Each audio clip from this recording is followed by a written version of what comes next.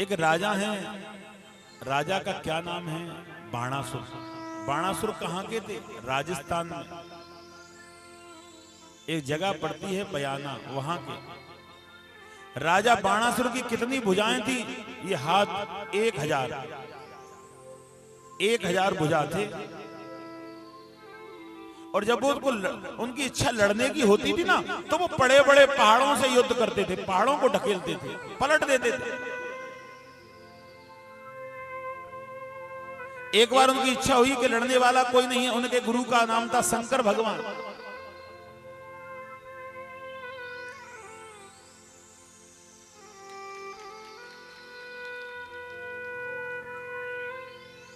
उनका नाम था शंकर भगवान।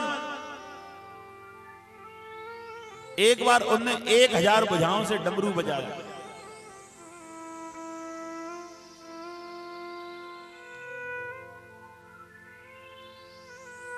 ऐसा आनंद हुआ,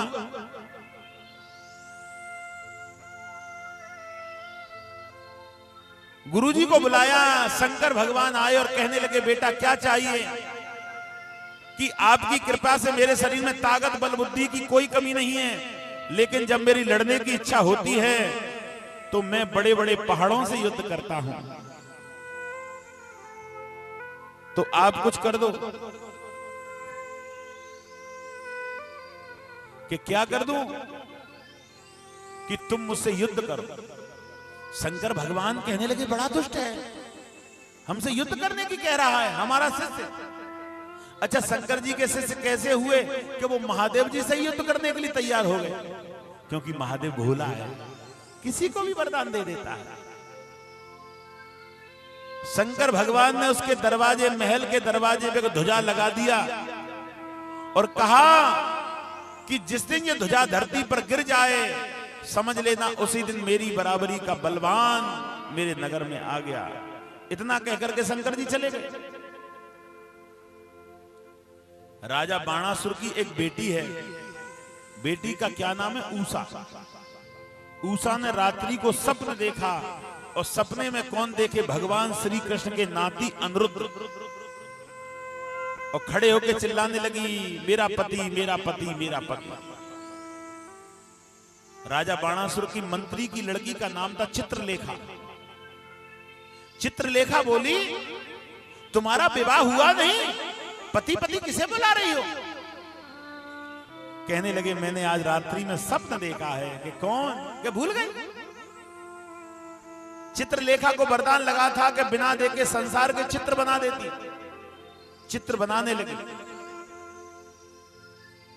कृष्ण है, प्रेतमनु है, अनिरुद्ध है। जब अनिरुद्ध का चित्र बनाया, इसी को देखा, यही मेरा पति है। 7 महलों के अंदर से और ले आए अनिरुद्ध को और ऊषा के पास में छोड़ दिया।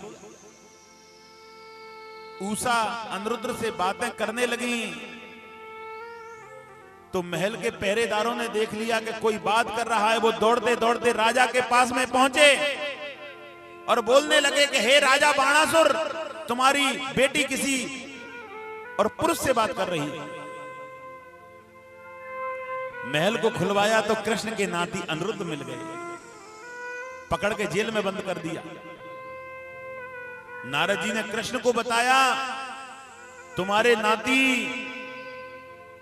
राजा बाणासुर की जेल में है। भगवान ने सेना को सजाया और बाणासुर से युद्ध करने के लिए आ गए। और जब युद्ध करने के लिए आ गए, राजा बाणासुर जब अपने महल से बाहर निकला तो जो शंकर जी ने ध्वजा लगाया था धरती पर गिर पड़ी। वो समझ गया कि मेरी बराबरी का योद्धा है, युद्ध करने लगा। जब राजा बाणासुर का हार हुआ तो प्रभु शंकर जी को बुलाने लगा। शंकर भगवान कैलाश पर्वत से चले आए और अपने शिष्य की वजह से, गुरु और शिष्य का कितना बड़ा रिश्ता है सभी सुनना, सबसे बड़ा रिश्ता गुरु और शिष्य का है। संसार के रिश्ते फीके हैं, सबसे बड़ा गुरु और शिष्य का रिश्ता है। शंकर भगवान गुरु अपने शिष्य की वजह से और कृष्ण भगवान से युद्ध करने लगे। आकाश के देवता कहने लगे ये तो गजब हो गया, अनर्थ हो गया, बचाओ। शंकर जी ने पूरी सेना में अग्नि लगा दी। सारे देवता कृष्ण भगवान से कहने लगे तुम ऐसा अस्त्र चलाओ जो कि शंकर जी को जमाई आ जाए। शंकर जी ने ब्रह्मास्त्र हाथ में उठा लिया धरती को प्रलय करने के लिए।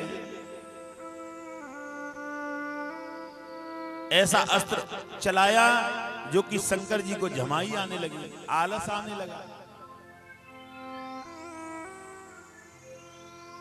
जब आलस आने लगा शंकर जी भूत सेना को छोड़ करके कैलाश पर्वत पर चले गए। भगवान कृष्ण ने राजा बाणासुर की सारी सेना को मारने लगे। राजा बाणासुर की 1000 भुजाएं मतलब 1000 हाथ, 2 हाथों को छोड़ा सारी भुजाओं को काट दिया। और राजा बाणासुर ने अपनी कन्या उषा का विवाह अनिरुद्ध के साथ में कर दिया।